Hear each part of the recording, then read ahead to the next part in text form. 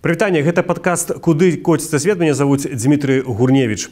Гісторыя гэтай краіны паказвае, што калі ўлады вашай дзяржавы апраўдваюць сваю неэфектыўную палітыку, беднасць грамадства, беднасць самой дзяржавы і адсталасць умовамі, суседзямі, гісторыяй, то гэта не больш, чым апраўданне.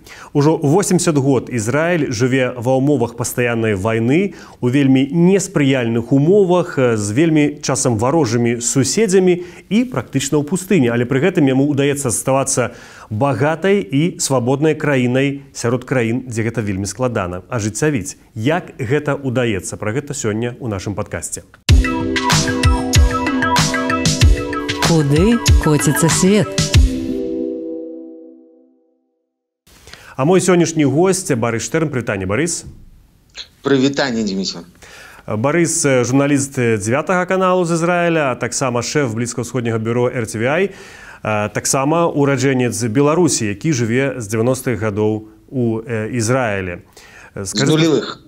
Так, з нулявых дакладней. Я памятаю, що калі я быў школьнікам, голас Барыса Штэрна, калі я палова гароту выстаўляў калонку і слухаў навіны ў выкананні Барыса Штэрна па радыё. Барыс, скажы, ласка, як змяніўся Ізраіль увогуле за той час, што ты там жывеш? Ну, змяніўся кардынальна. Нават тое, што адбывалася ў Ізраілі у дакрананні да рэпатрыяцыі, да тых хваляў, якія былі на працягу ўсей гісторыі нашай краіны, гэта былі драматычныя змены 70-е годы, але ж гэта было не вельмі драматычна. А вось у 90-е атрымалася нешта нестандартнае увогуле у гісторыі іншых краінаў, таму што за 5 гадоў з 90 по 95 нават прыехала больш за 1 мільён новых грамадзянаў, якія да гэтага жылі ў Савецкім Саюзе ці ў СНД, і страна адчувала нешта зусім новае. Ну, гэта такія працэсы, якія не былі, якія не вывучаліся ні ў якой іншай краіне, іх нават не было. І зараз тыя, хто гісторыкі, сацыёлагі, яны гавораць, што тое, што адбывалася ў 90-е, гэта было унікальна. У нулявыя рэпатрыяцыі нават амаль што не было. З 2014 года яна стала расці, апошняя хваля гэта 2022 год. Но ўвогуле Ізраіль гэта страна рэпатрыянтаў, імігрантаў, калі гэта дакладней. І больш было добрага. Таму што ў 90-е годы, калі ў краіне было нават больш пытанняў, чым адказаў, краіна атрымала за некалькі гадоў кваліфіцыраваныя кадры тых людзей, якія прыехалі і адразу змаглі працаваць врачамі, інжынерамі, праграмістамі, усімі тымі, каго не хапала ў краіне. І гэта было вельмі добра. Гэта быў нейкі попыт, якога не было ніколі ні ў адной краіне свету, і які, на мой погляд, вельмі паважны для Ізраілю. Я памятаю такой ізраільскі фільм, ці хутчэй скетчы, то такія былі, калі кожная алія прыходзіць у Ізраіль, тыя, которые там жылі да яе, пачынаюць так з недаверам глядзець на новых імігрантаў, рэпатрыянтаў, ты кажаш. Так это адбываецца цяпер, што глядзяць, што вот прыехалі там з Грузіі, Савецкага Саюза, не тыя. Ну, нават тут пытанне не ў тыя ці не тыя, тут ёсць нейкая гульня такая традыцыйная. Тое, што ты бачыў, гэта вельмі вядомы скетч, які паказвалі па тэлевізіі ў 90-е. Зараз ён прадоўжыўся. Ну, так, ёсць нейкае недапаніманне паміж хвалямі рэпатрыяцыі. Ну, гэта аб'ясніма, таму што можна растлумачыць, таму што Тыя, хто прыехаў у 90-е, яны вельмі адрозніваліся ад тых, хто жыў у Ізраілі ўсе гады, і ад тых, хто прыехаў у 70-е. Тыя, хто прыехалі ў нулевыя, у іх быў іншы вопыт жыцця, чым у тых, хто прыехаў у 90-е. Тыя, хто прыехаў у 2014-м, яны таксама былі непадобныя на ранейшыя хвалі. І тыя, хто прыехаў вось у апошнюю хвалю ў 2022-м, гэта таксама іншыя людзі. Але зараз мне здаецца, што тым, хто прыехаў вот апошнія 2 гады, ім трошкі лягчэй, чым тым, хто быў здесь у 90-е. Ізраіль гэта ліберальная, не гледзячы на тое, што традыцыя гэта вельмі вялікі падмурак для краіны і вельмі важны падмурак. Ліберальная краіна. Ізраіль гэта хай-тэк. Ізраіль гэта тое, што вельмі падобна на Злучаныя Штаты ў якім-то сэнсе ці на Еўропу, і вельмі не падобна на постсавецкае прастранства. Калі мы размаўляем о свабодзе слова, о лібералізме і прочых рэчах. Але ж канфлікты ёсць, гэта нешта як выпіць кавы раніцай. Вось менавіта ты ўзгадаў пра тое, што гэта ліберальная краіна, хай-тэк, гэта таксама багатая краіна. І ці ёсць вельмі просты адказ на гэтае пытанне, як гэта ўвогуле ўдаецца? Просто трэба нагадаць, што Ізраіль, калі ўтвараўся як дзяржава, гэта была пустэльня фактычна. Ой, адказы на гэтае пытанне няма ні ў каго. Як гэта атрымалася, не ведае ніхто, таму што неяк атрымалася. А як доўгія працэсы, задужа працы і працы, калі гэта адказнасць не толькі твоя персанальная, але ж гэта адказнасць калектыўная. Не ведаю, дарэчы, гэта зразумела ці не. Ведаеш, звяртаючыся да гэтых хваляў рэпатрыяцыі, я павінен сказаць, што я как той, хто прыехаў у нулевыя, я вельмі рад таму, што зараз прыехалі новыя людзі. Яны нават іншыя. Яны нават тыя, хто мае вопыт жыцця ў нейкіх вельмі іншых условиях, чым тыя, што ёсць у Ізраілі.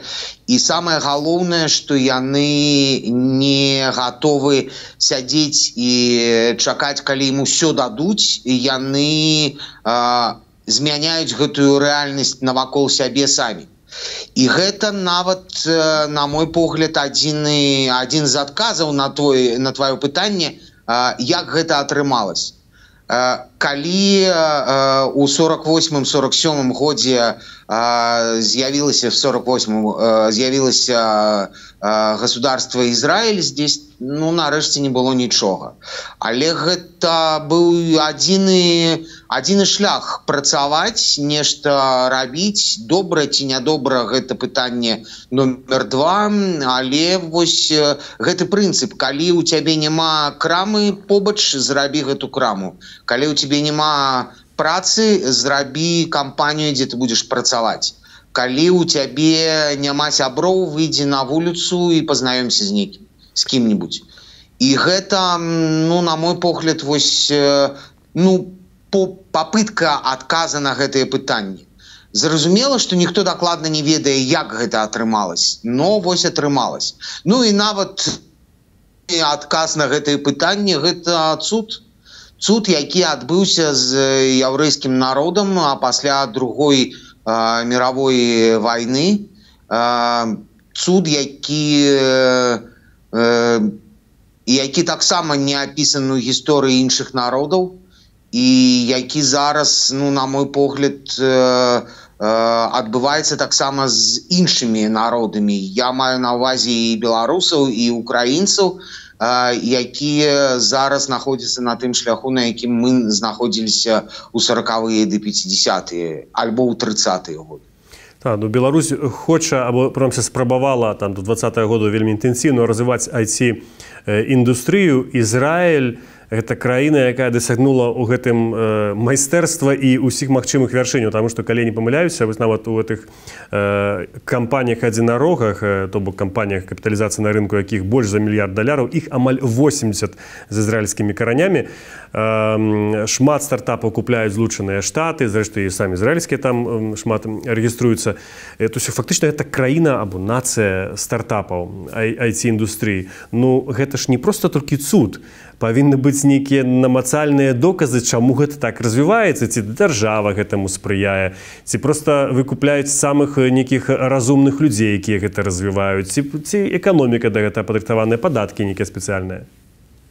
Ну, нават государство дапамагае, гэта так.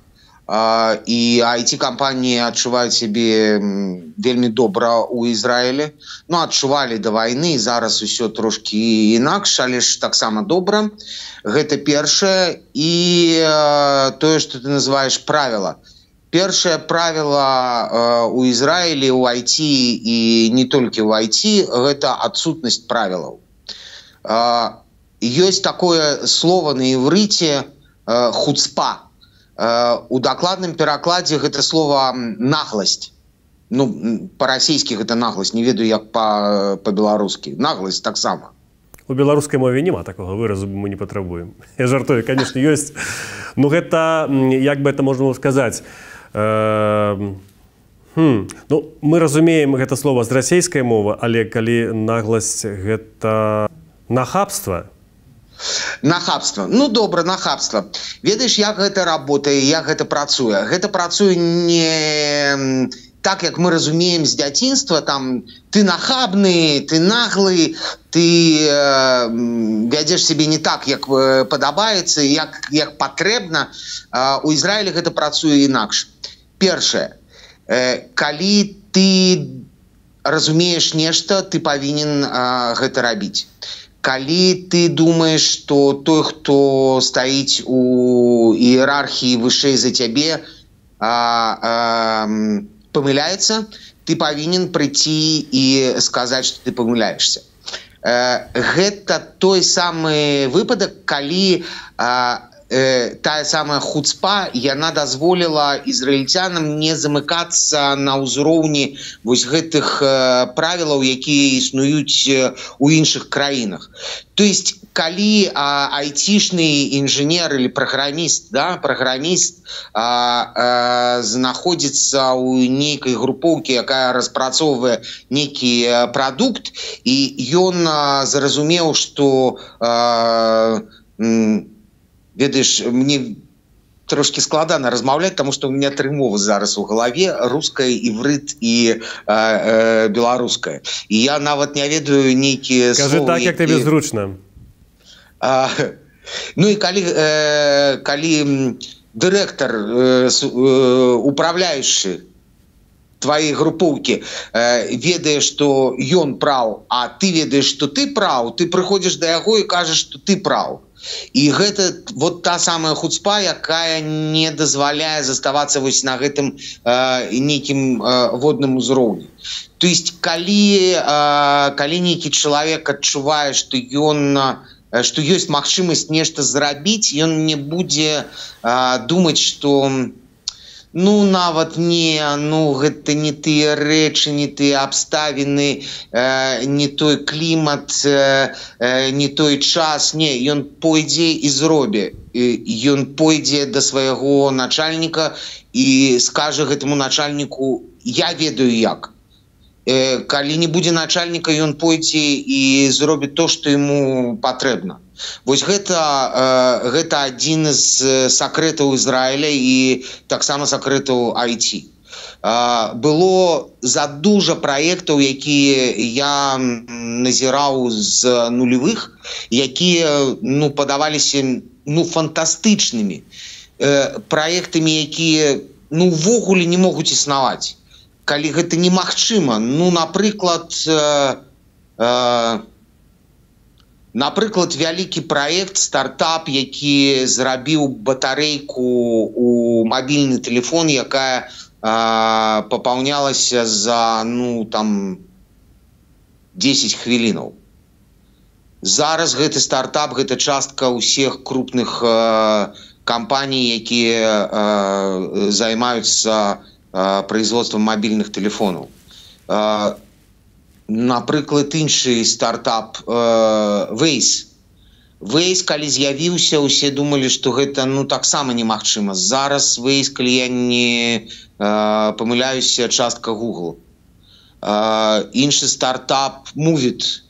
Гэта стартап, які працуе з транспартам.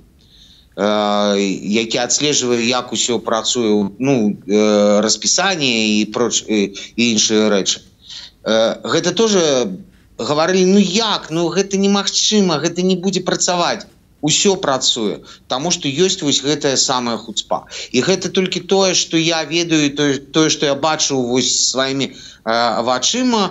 Але ж ёсць хай-тэк абаронны, ёсць хай-тэк, ёсць хай-тэк, які працуе ва ўсіх абласцях таго, што мы ведаем сёння.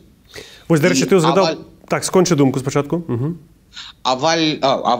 Прабачце. Но тое, што з'яўляецца вось тым самым стымулам, ці тым самым правілам гэтай працы, гэта вось та самая хуцпа.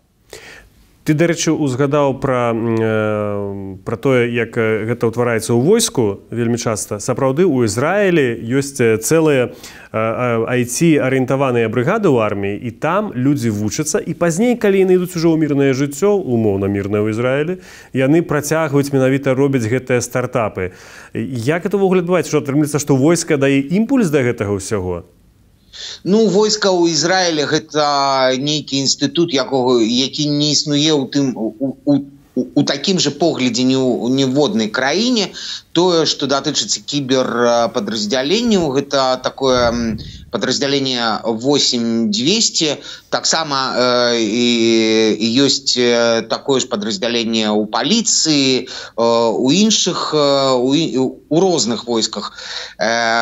Ёсць нейкі жарт, што калі, але гэта не жарт, што калі салдат выходзіць з гэтай службы, з 8200, ён атрымлівае адразу без вышэйшага абразавання, без вышэйшай адукацыі, ён атрымлівае адразу зарплату недзе $15 000.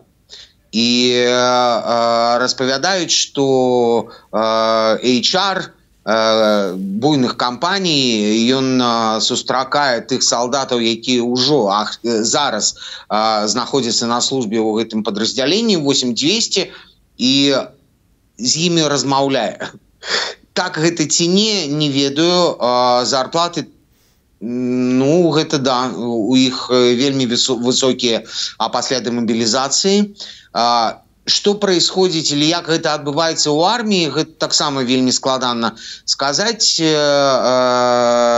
таму што тое, што там адбываецца ў арміі, гэта трошки па-за дзвярмі. Ясна. Таямніца. Бізнес-таямніца, можна сказаць. Гэта не бізнес-таямніца, але армія гэта адзін з інстытутаў, які складае государства. Той чалавек, той грамадзянін, які прайшоў армейскую службу у ізраільскай арміі, ён адчувае сябе інакш. Гэта нават тое, што ў іншых краінах з'яўляецца універсітэтам, нават у Штатах. Але ж здесь гэта працуе, гэта сябры на ўсё жыццё, гэта іншая рэальнасць, з якой у іншых краінах невозможно сутыкнуцца. Армія і 8200 нават гэта вельмі круто. Прабачце. Аднак, але ж вось папасць у гэтыя 8200 гэта вельмі складана. Вялікі конкурс, патрэбна, каб у цябе быў вялікага ўзроўню атэстат, каб была матэматыка, замежныя мовы, і прочее. Адным з такіх сінонімаў, прынамсі у савецкі час, ізраільскай эканомікі было слова «кібуц». Яго пазней, я бачу, неаднаразова сказалі, от ізраільцянам удалося зрабіць з кібуца удалы калгас, у Савецкім Саюзе не. Там таксама прычына ў хуцпе, ці гэта штосьці іншае? Бо, прынамсі, ва ўяўленні многіх людзей у Еўропе ці ва ўсходняй Еўропе кібуц все ж такі гэта эфектыўная форма гаспадаркі. Ну, я не ведаю, эфектыўная ці не, таму што з кібуцамі таксама ёсць пытаннічкі, ёсць нейкія праблемы. Увогуле, у апошнія 15 гадоў недзе ёсць нейкі крызіс кібуцнага руху, і большая частка кібуцаў яны зрабілі пераарыентацыю з сельскай гаспадаркі. Многія займаюцца сёння нейкім обычным производством чего-нибудь. Я просто даду пераб'ю на секундочку, что нават у Празе, адкуль мы вяшчаем, і дзе зараз я жыву, я купляю агуркі з кібуца ў Ізраілі. Гэта адбылося абсолютно выпадкова, я пазней убачыў. Ну да, сельская гаспадарка гэта у першую частку гэта кібуцы, яны дакладна існуюць і сёння. Было задужа праблемаў таксама і у кібуцнага руху, таму што ўсё працуе на нейкім сацыялістычным узроўні, які не з'яўляецца, дарэчы, сёння актуальным і таксама ў Ізраілі. Таму у кібуцах прайшлі рэформы. Кібуцы ёсць вельмі разныя, есть рэлігіёзныя ортодоксальныя кібуцы, ёсць кібуцы светскія, ультралевыя, левыя, правыя кібуцы, кібуцы рэлігіёзных сіяністаў, кібуцы, якія працуюць вось у гэтай сельскай гаспадаркі. Тое, што ты купляеш бульба ў Европе, перцы, агуркі і ўсё іншае. Ёсць кібуцы, у якіх спецыялізацыя сёння гэта вось то самае производство чаго-небудзь. Ёсць кібуцы, якія полностью рэфарміраваліся, і зараз яны працуюць як нейкія вёскі. Вёска, дзе асоба жыве і працуе недзе яшчэ. Но сёння я быў у кібуцы колькі? Можа, 2 месяцы таму. Адзін з кібуцаў у Ізраілі, рэлігіёзны кібуц, выглядае гэта цудоўна. Як нейкая картинка з, не ведаю, фантастычны фільм, ціха, вельмі прыемна, людзі іншыя. Кібуц гэта нешта іншае. Гэта не калхоз у паніманні, у разуменні постсавецкай ментальнасці. Кібуц гэта нешта, гэта як сям'я. І там усе друг друга ведаюць, і праца ўнутры кібуца гэта праца дзеля сям'і. Таму яны існуюць да гэтага часу. Зараз мы шмат рэчаў сказалі пазітыўных пра эканоміку Ізраіля, а все ж таки адно хацеў бы я спытацца больш крытычнае. Таму што я ведаю таксама ізраільцян, которые выехалі з Ізраілю, жывуць у Еўропе, кажуць, што Ізраіль апошнім часам стаў вельмі дарагой краінай. Я уже не кажу про турыстаў, которые туды ездзяць, яны просто плачуць.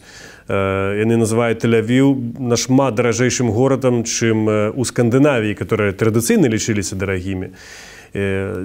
У чым прычына? Гэта вельмі цяжкае пытанне, але сапраўды гэта так. Вельмі дорага. За апошнія, нават 5-6 гадоў усё падаражала ў разы. Кватэры,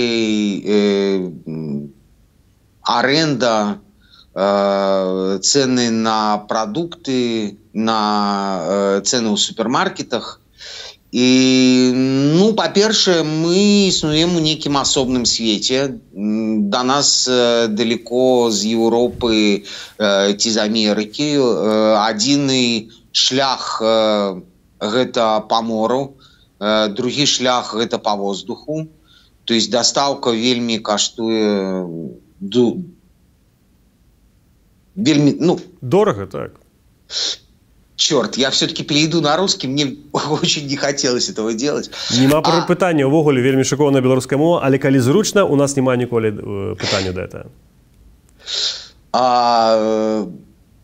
Слушай, знаешь, проблема языка, на самом деле, это очень важная проблема для меня. Я даже думаю, что на самом деле вот те люди, которых ты слышал по радио в 90-е, вот мы тогда ложанулись. Если бы мы тогда перешли на белорусский, то, наверное, была бы другая совершенно жизнь, другая реальность. Я как-то об этом рассказал в одном интервью такому очень известному журналисту, ладно, не буду его упоминать, но, в общем, он был очень сильно удивлен, но, похоже, потом тоже согласился. Поэтому я очень хотел сегодня говорить исключительно на белорусском языке, тем более, что принципе, это... 50% часу ты вытрымаў, так что это вельмі шмат. Это больше, чем белорусов в Беларуси. Я рыхтовался. Так. Добро. Цены. Все, что здесь происходит, это очень-очень сложно и очень странно, потому что, с одной стороны, конечно, Израиль – это такой капитализм, с другой стороны, очень многие вещи, которые есть внутри в фундаменте, они работают до сих пор по социалистическим принципам. Страну строили все-таки социалисты, и это очень серьезный факт, и чтобы не делали там правые и либералы, ничего пока не получилось глобально, поэтому в стране существуют монополии, сельское хозяйство – это частичные монополии, торговля – это частичные и очень серьезные монополии. Импорт товаров затруднен был, по крайней мере, до последнего времени тем, что были очень серьезные налоговые пошлины. То есть фактически все, что привозят в Израиль из-за границы, то, что по идее как бы там дешево, да, здесь облагается очень большим налогом. Эти налоги периодически снижаются, пытаются открывать рынок. Это не всегда получается. Существуют вот эти вот монопольные лобби монополистов. Идет очень серьезная война. Предыдущее правительство, которое было вот до нынешнего, попыталось открыть рынок и занималось либерализацией, продолжая там либерализацию, которую еще начал Нетаньяху там в конце нулевых. Нынешнее правительство тоже это все продолжало, но в конечном итоге все уперлось, конечно, в войну. В итоге сегодня мы имеем рост цен, очень существенный, по сравнению с прошлым годом, ну, в общем, катастрофический. И да, в принципе, получается, что даже той зарплаты, которую получают израильтяне здесь, довольно высокой по, там, скажем, европейским меркам, ее не всегда хватает. Либо хватает, но с большими ограничениями, минусом в банке и прочими всякими проблемами. Поэтому, да, конечно, очень многие люди уезжают, но это скорее такой, знаешь, естественный процесс. Часть людей уезжает, часть людей, другая часть приезжает. В Израиле, несмотря вот на эти цены, гораздо больше плюсов, чем минусов. Ну, так считают, по крайней мере, многие. Опять же, спорный вопрос, но тем не менее. С другой стороны, есть, конечно, большущий плюс. Знаешь, для меня и в Лондоне дешево. Я был в Европе, вот сейчас в Будапеште и в Венгрии, и в Австрии. Ну, в общем, да, это дешевые страны. Великобритания и Лондон тоже для меня дешевая страна. В Праге я вообще не замечаю цен. Что там, Берлин, ну, Берлин, ладно, окей. Скандинавия, похожи цены на наши, но все-таки чуть-чуть по большей части ниже. Соединенные Штаты, ну, в принципе, абсолютно доступная страна, но вот так вот это устроено. При этом, как бы здесь, в общем-то, все довольно себя комфортно чувствуют. Тут совершенно как бы другая атмосфера и другая оценка вот этого вот уровня там комфорта жизни. Не толькі эканомікай. Я хацеў бы запытацца таксама пра рэлігію ў Ізраілі. Гэта велізарна важная тэма для вашага народу. Ці і рэлігія яшчэ выконвае тую ролю, якую яна многія стагоддзі выконвала? Ці ўсё ж такі это лаіцыізацыя, прынамсі ў хрысціянаў так і называецца, ператварэнне дзяржавы больш светскую, людзі губляюць гэтыя карані з рэлігіі. Ці гэта самае адбываецца ў Ізраілі і якой рэлігіі яшчэ мае значэнне? Гэта таксама вельмі цяжкае пытанне, таму што ёсць некалькі такіх израильских часток. Есть, ну, части Израиля, которые как бы вроде визуально между собой там не связаны, да, но на самом деле связаны между собой очень сильно. Религия и еврейская традиция – это, в общем, очень серьезный фундамент. Я понимаю, что сейчас те люди, которые светские, смотрят, там те же израильтяне в том числе, будут кричать о том, что это все неправда, и я, так сказать, перегибаю немного. Но на самом деле нужно понимать очень простую вещь – деление социальное. Значит, есть, наверное, 5-6% ультрасветских людей, которые официально отрицают любую традицию, любую связь с традицией, любое упоминание традиции и все, что связано с еврейским образом жизни. Есть примерно такой же процент, 5%, может, чуть больше, да, ультра-ортодоксов, которые никаким образом не контактируют со светской частью общества. И есть все, что находится в середине. Вот все, что находится в середине, это очень традиционное общество. То есть, чтобы было понятно, наверное, мы где-то похожи по уровню восприятия традиции, где-то похожи, да, например, на поляков или на итальянцев. То есть, когда все внешне выглядит совершенно вроде как нерелигиозно, да, а потом ты обращаешь внимание, что на самом деле все очень традиционно. В Израиле большинство людей, и светских тоже в том числе, коренных израильтян, это не касается русскоязычных израильтян, репатриантов с постсоветского пространства, здесь совершенно другая история. И религия, и традиция для них является базисом. Жениться – это значит у раввина, умереть и быть похороненным – это значит в соответствии с еврейской традицией, покупать в магазине только в кошерном, питаться кошерно. У очень большого количества людей кухня кошерная дома, поэтому все разговоры о том, что здесь как-то все глобально нетрадиционно, это неправда. С другой стороны, конечно, происходят очень серьезные социальные процессы, которые накладывают определенный отпечаток. При том, что, с одной стороны, там светская часть населения двигается навстречу религиозной части населения, как бы кому не хотелось и как бы кто ни говорил о каком-то внутреннем конфликте. Конфликт, кстати, конечно же, есть. С другой стороны, ортодоксальная часть населения двигается в сторону светской. Невозможно жить в 21 веке, отрицая наличие компьютера, хай-тека, электромобилей, интернета и прочих всяких разных вещей, которые, объективно и определенно есть. Вопрос, конечно, как же их на самом деле использовать. Но мои друзья из Европы, которые приезжают, например, в Израиль, они, выходя на улицы, говорят: «О, да у вас тут прям религиозное государство», потому что на улицах очень-очень много людей в кипах. На улицах ты невооруженным глазом видишь человека, который соблюдает традиции. И это, конечно, производит очень большое впечатление. Но без этой традиции, это мое личное мнение, конечно, страна бы уже давно схлопнулась. Потому что традиция, язык, иврит, это хуцпа и самосознание, это есть то, что дает Израилю ту самую самость. И то, что остается фундаментом. Все разрушится, что в Израиле останется? В Израиле останутся две вещи. В Израиле останется еврейская традиция, иврит, и на этом будет построено что-то новое. Дай Бог, чтобы не было разрушено все, что есть. Палітычнае пытанне. Скажы, ласка, чаму унук ураджэнца беларускіх земляў так доўга кіруе ў Ізраіль? Я маю на ўвазе прэм'ер-міністра Нетаньяху. Ці толькі таму, што ў яго паходжанне з беларускіх земляў?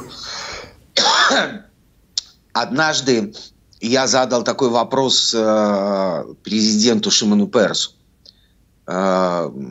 Награждали очередной премией, израильским Оскаром, премии «Генезис». Было награждение, и там тоже, присутствовал выходец из Беларуси, потомок белорусов. И я у Переса спросил: а что не так? Почему и точнее так? Я говорю: ты из Беларуси, и я из Беларуси, он тоже из Беларуси. Что же происходит? Он говорит: потому что Беларусь – это фундамент Израиля. И это на самом деле правда. Я не знаю, на самом деле, насколько Нетаньяху чувствует свои белорусские корни. Мне кажется, что не особо, потому что была история, когда в Беларуси, пытались в Крыве реставрировать кладбище, где похоронен дедушка Нетаньяху, ну, что-то как-то он так отреагировал не особо. Ну, плюс там еще было много всяких разных параллельных историй, то есть как-то эта вообще тема подзаглохла, малек.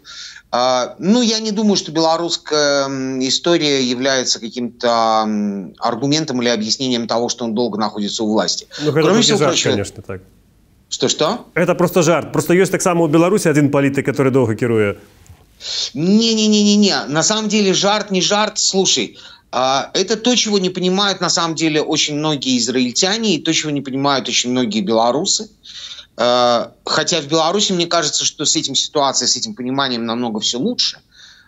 Беларусь – это действительно фундамент Израиля.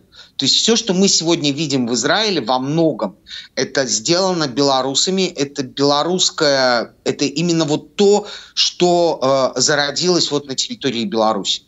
Иудаизм современный, литовский и хасидизм – это Беларусь. Социалистические тенденции и политики – это Беларусь. Примерно то же самое говорят, например, тоже выходцы из Украины, я думаю, что из Польши.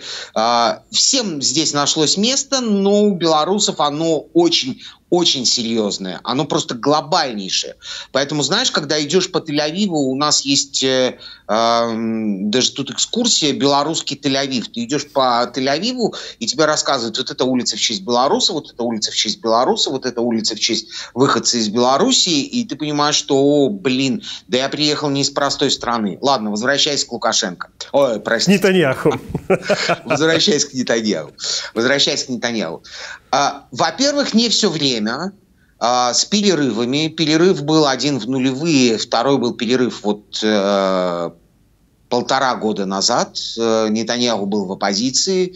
Выглядело это, кстати, очень интересно. Было странно встречать Нетаньяху, сидящим в коридоре где-нибудь в Кнессете, в столовой, и разговаривающего с кем-нибудь без вот этого вот сонма охранников.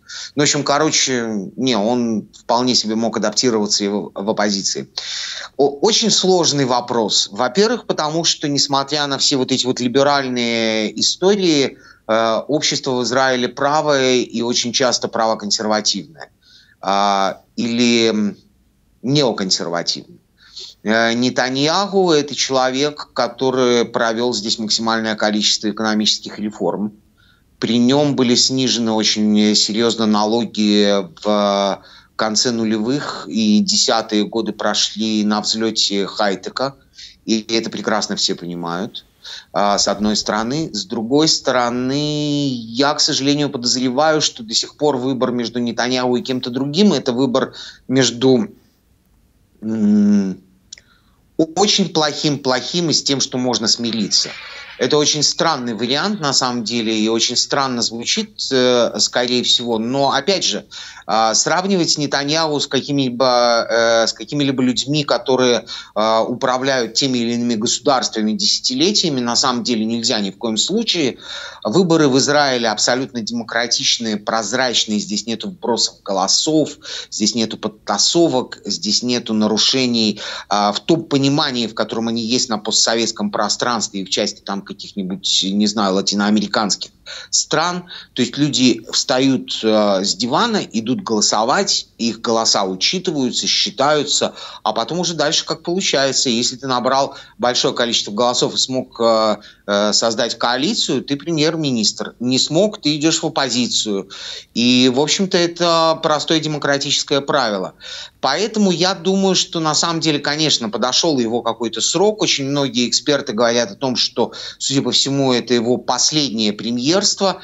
Вероятнее всего, он даже не будет участвовать в следующих выборах, или в случае участия он не будет человеком, который возглавит правительство. Ну, в общем-то, вот эти все сравнения о том, что Нетаньяху как Лукашенко, Лукашенко как Нетаньяху, ну, слушайте, ребята, нельзя так, ну, это совершенно другие истории. В Израиле нет притеснения средств массовой информации. В Израиле нет давления на политических активистов в том понимании, в котором оно есть на постсоветском пространстве. В Израиле ты можешь делать вообще абсолютно все, что ты хочешь. То есть за одиночный пикет здесь не посадят. посадят. Для того, чтобы попасть в какие-то неприятности на демонстрации, нужно, ну, изрядно постараться. И, скорее всего, даже в случае задержания тебя отпустят, ну, в течение нескольких часов. А в случае, если полиция применит к тебе силу, у тебя есть адвокат, с помощью которого ты можешь подать иск против этой полиции, и в конечном итоге даже высока вероятность, что ты его выиграешь. Потому что любое действие полиции отслеживается судами, контролируется внутренними там полицейскими органами. Можно долго разговаривать о том, хороши они или плохи, но вот все совершенно... или, скажем, совсем не так, как мы к этому привыкли. И это, конечно, здесь производит впечатление. Очень многие говорят, что «Ой, да нет, ну что вы, только заодно, что он тут уже 15 лет у власти, его пора сменить». Окей, слушайте, но есть выборы. Вставайте с диванов, идите на избирательные участки, вступайте в партии, не вступайте в партии, проявляйте политическую активность. В конце концов, даже то, что сегодня происходит на улицах, протестное движение, которое мы видели там до войны против реформы, сегодня протестное движение, которое требует заключения сделки, они все имеют силу, они влияют, они определенно влияют. Это не история 2020 года в Беларуси, когда всех просто задушили, или того, что происходит сегодня в России, или того, что происходит в Венесуэле. Нет, это демократическая страна, и очень многие говорят, что даже слишком демократическая, что можно было чуть-чуть по-другому. Но слава богу, что не по-другому. Мне, как журналисту, здесь крайне комфортно. Нету запретных тем, нету никаких ограничений. Ну нет, есть какие-то определенные ограничения, но в общем это все выглядит совершенно иначе. Поэтому очень сложно и ответить на твой вопрос, почему он до сих пор у власти. И почему многие считают, что вот можно проводить такие параллели, которые меня, кстати, довольно сильно раздражают. Ну, в общем, вот, но выглядит все именно так. Опять же, демократия, выборы. Идешь на выборы, голосуешь, получаешь голоса, формируешь коалицию, становишься премьер-министром. Так, я хочу якраз цікавий бок ефективності, бо люди зрозуміло, що голосують, що вибори, ніхто не має сумніву, що вибори демократичні, просто наколькі це політик. Але ти вже відказав на питання, у чим якби секрет того, що люди його вибирають, бо у гэтым нема сумніву. Он очень такой, знаешь, ну вот он реально вот авторитетный, то есть он политик старого образца. На самом деле вот на сегодняшний момент, наверное, на политическом поле из западных политиков, ну я бы сравнил его только, может быть, с Байденом. Возможно, Байден, возможно, какие-то британские политики, но тоже вряд ли. Он человек из 70-х, из 60-х, то есть тогда началась его политическая карьера из 70-х. Он совершенно другой, у него совершенно другое мышление. Конечно, людей это привлекает в определенном смысле. Кого-то это отталкивает. Зараз самая складаная тема, а у нас мало часу, тому хотелось бы грунтовно так само обмерковать еще пару пытаний. Это война. Праз 2 месяца будет годовина атаки с сектора Газа на Израиль. Але фактично Израиль живет в стане войны десятигоддзя. Я хочу спытаться, ці мяняецца нейкім чынам вось настрой грамадства адносна таксама гэтай вайны за апошні год, скажем, прыблізна хто падтрымлівае, хто не падтрымлівае, хто за перамовы, хто не за перамовы, і ці ёсць з кім таксама размаўляць? Это очень тяжелый вопрос. Ну, скажем так,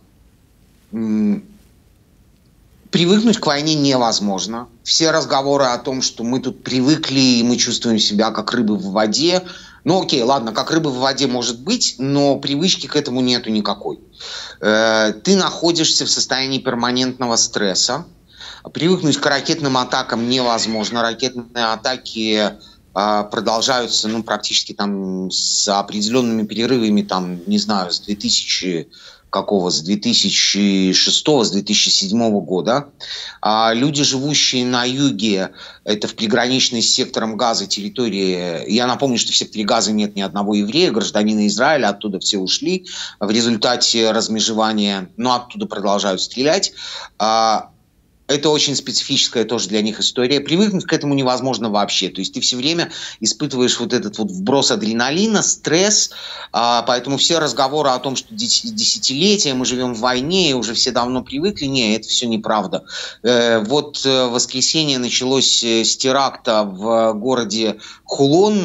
Там палестинец напал на людей, на прохожих, абсолютно гражданских людей с ножом. 2 человека погибли, женщина 60, по-моему, 6 лет, и мужчина 60, нет, мужчина 80 лет, нет, мужчина 69.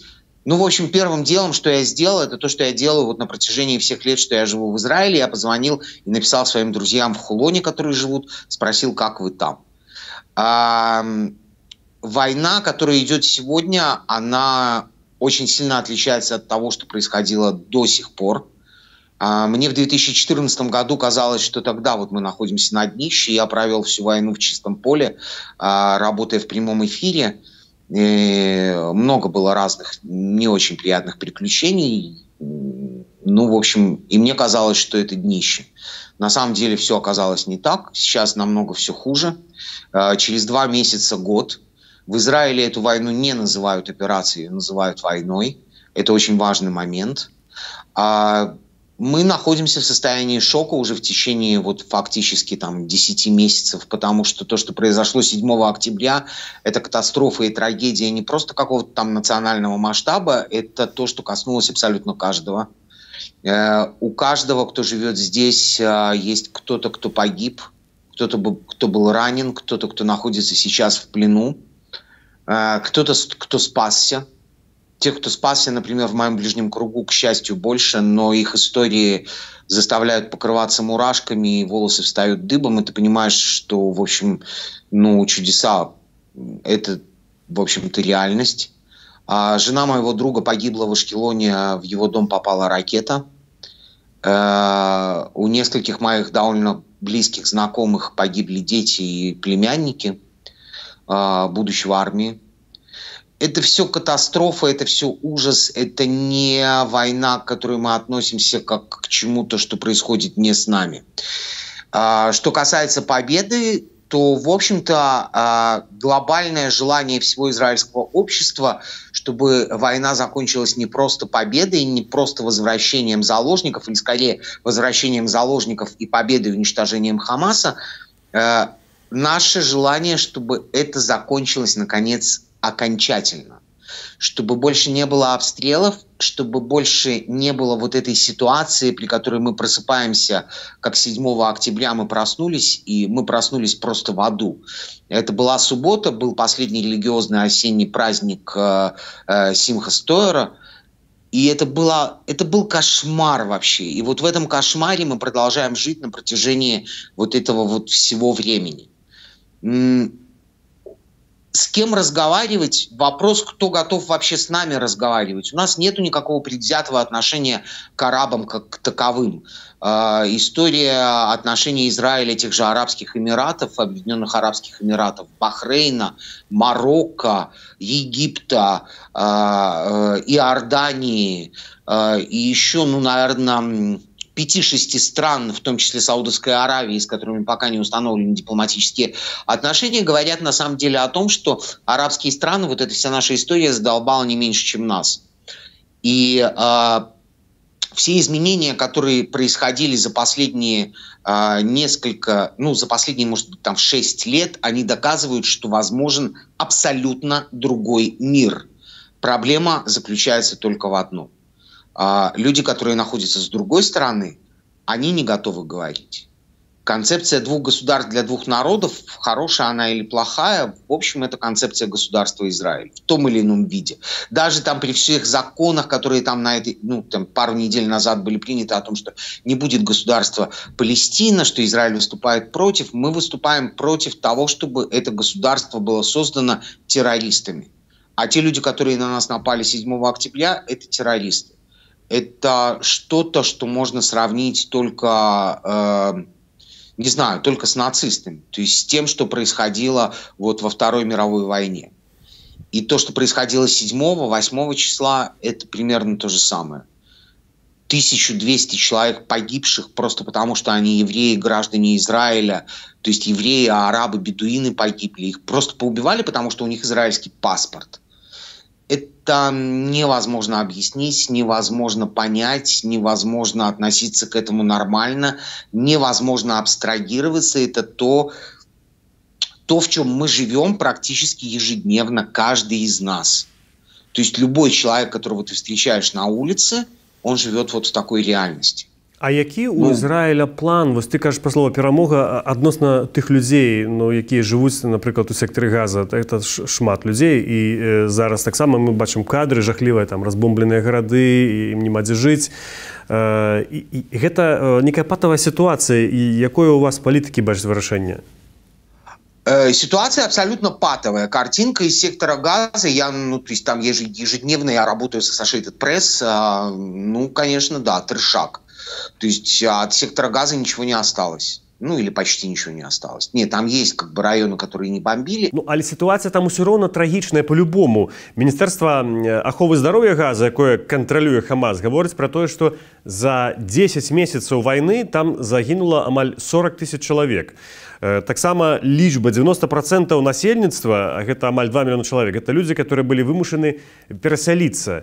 91 тысяча там чалавек атрымалі раненні, а 60% жылых домов просто разбураныя. І нават генеральны сакратар Арганізацыі Аб'яднаных Нацый Гутэрэш кажа, што ў Газе адбываецца эпічная гуманітарная катастрофа. Слушай, но это проблема в первую очередь не Израиля, это проблема в первую очередь Хамаса. Хамас несет ответственность за то, что происходит в секторе Газа. Хамас несет ответственность за трагедию своего гражданского населения в секторе Газа. Хамас сделал из этих людей живой щит. Хамас вымыл им мозги до такой степени, что они не могут остановиться. Хамас превратил мечети и школы в террористические базы и в зоны, где находятся пусковые установки с ракетами. Хамас превратил всю инфраструктуру сектора Газа в террористическую инфраструктуру. Хамас потратил миллионы, я думаю, что даже больше миллионов, сотни миллионов, вероятнее под $1 миллиард на строительство террористической инфраструктуры. Хамас развязал эту войну. До 7 октября в Израиле существовала концепция такого умиротворения. То есть Хамас получал деньги из Катара, какие-то, не знаю, контакты со службами безопасности Израиля, и, в общем, даже выступал чуть ли не цивилизованной частью сектора Газа, сопротивляясь или наводя порядок там с исламским джихадом и другими более мелкими группировками. Оказалось, что все на самом деле не так. Это была ошибочная, многие считают, концепция.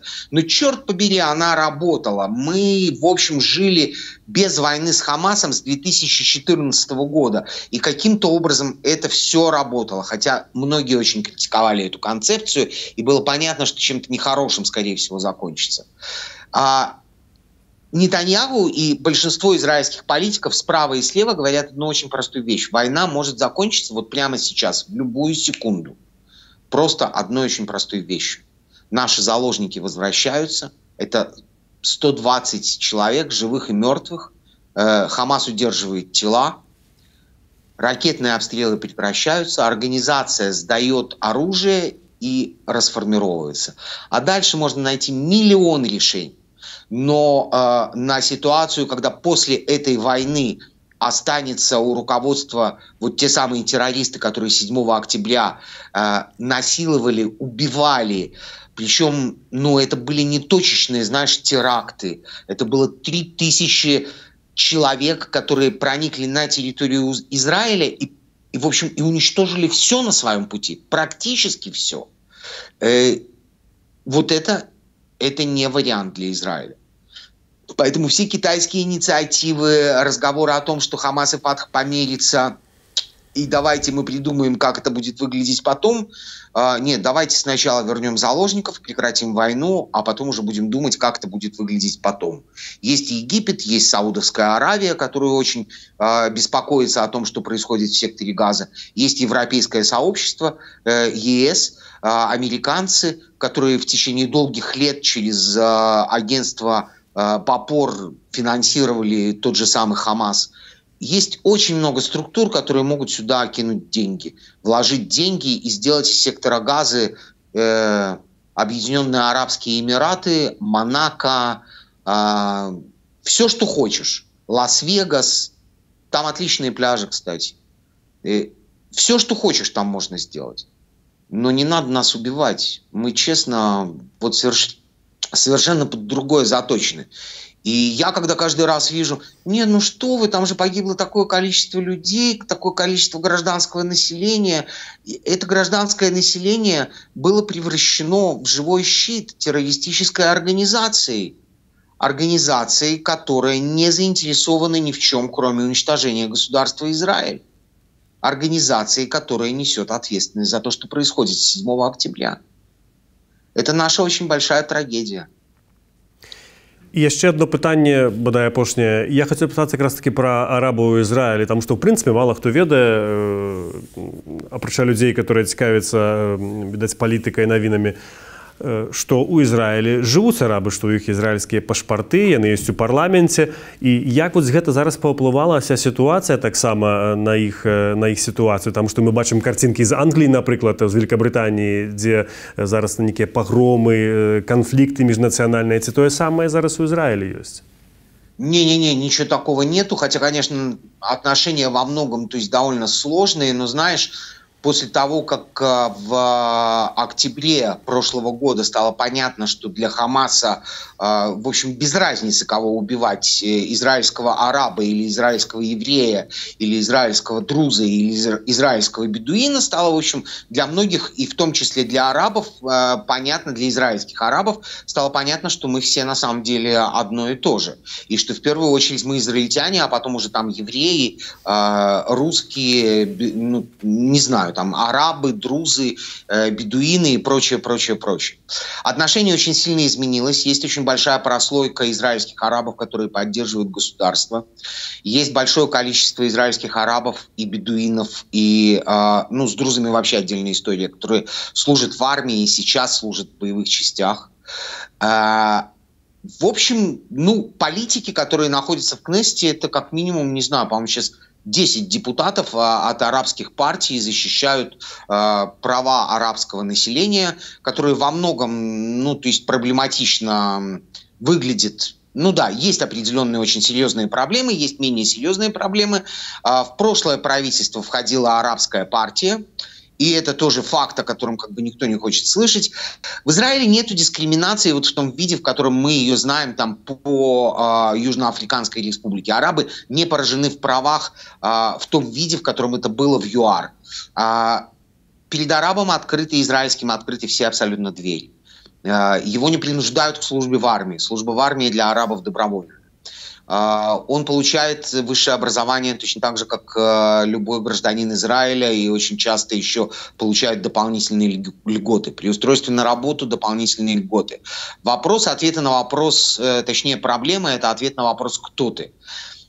Я не вижу вот, знаешь, такого вот какого-то агрессивного отношения к арабскому населению в больших городах, потому что увидеть на улицах израильского города араба, который совершает намаз, или в Иерусалиме, который вот публично на улице вдруг расстилает коврик и начинает молиться, это элементарно. К сожалению, на территории там палестинской автономии увидеть еврея, который молится, не увидишь никогда, а зайти туда просто смертельно опасно. Поэтому все разговоры о том, что все вот плохо, что здесь апартеид и прочие всякие истории, нет, это разговоры в пользу бедных. Мы проходим очень-очень сложный этап. Страна развивается, то есть Израиль страна молодая, с 1948 года не так уж много времени прошло. И здесь идут очень четкие, очень быстрые процессы. Возможно, намного более быстрые, чем хотелось бы. Да, эти процессы болезненные. Да, я знаю истории, когда израильтяне, евреи, например, заходя в какие-то бары в Хайфе, которые принадлежат арабам, получали по лицу просто за то, что у него татуировка в виде карты Израиля или израильского флага. Да, такое тоже бывало. Но я знаю десятки историй, когда арабы помогали евреям переживать вот эту вот трагедию 7 октября, когда арабы служат в армии, когда арабы занимаются поддержкой, информационной поддержкой, израильские арабы государства Израиль, арабы в генеральном штабе, арабы врачи, арабы фармацевты. Да, ну, как бы это вот тот же вопрос, религиозная страна Израиль или нерелигиозная. Да, мы живем вместе. Мы очень стараемся, чтобы мы жили вместе действительно долго. И мы очень открыты. И я надеюсь, что со всей спецификой и со всем ужасом того, что мы происходим, мы сделаем гораздо более серьезный шаг вперед. Я, может быть, идеалист, есть очень много людей правых взглядов, которые считают, что ничего вообще не будет, что только разделение на два государства. К сожалению, это невозможно вот в том виде, в котором это трактуют там палестинские политики.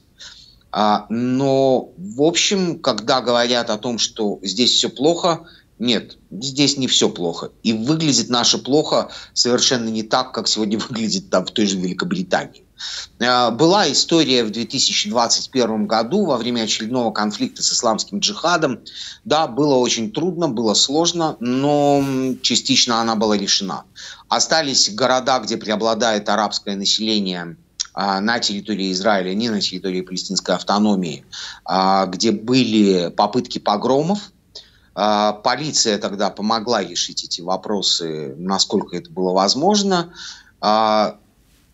Не представляю себе чего-то вот из того, о чем думают, когда задают вот этот вопрос. Не представляю себе вопроса, точнее ситуации, когда арабская пара и женщина одета в хиджаб в израильском торговом центре, в центре страны, получает насмешливые взгляды или, не знаю, какой-то абьюз со стороны людей, которые находятся вокруг. Не представляю, чтобы кто-то подошел на улице к арабу, который совершает намаз, и сказал ему: слышь, ты там типа вот не место тебе здесь. Не видел никогда. Дякую, великий Борис. Я нагадаю нашим глядачам, што сёння маім госцем у падкасце «Куды коціцца свет» быў ізраільскі журналіст, ураджэнец Беларусі Борис Штерн. Для вас у празе працаваў я, Дмітрий Гурневич. Нагадваем ставіць лайки нашаму відэо, таксама аўдыо ў падкаставых платформах і каментаваць таксама гэты ролик. Дзякуй за тое, што былі разам з намі. Бывайце і заставайцеся са свабодай. Куды коціцца свет?